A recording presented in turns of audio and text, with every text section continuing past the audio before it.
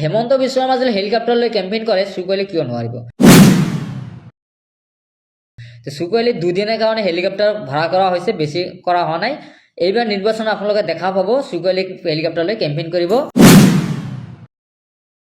মই যেহেতু কেণ্ডিডেট মই জালুকবাৰীৰ পৰা খেলিম প্ৰথম হৈছে 51 নং জালুকবাৰী সমষ্টিৰ পৰা খেলিব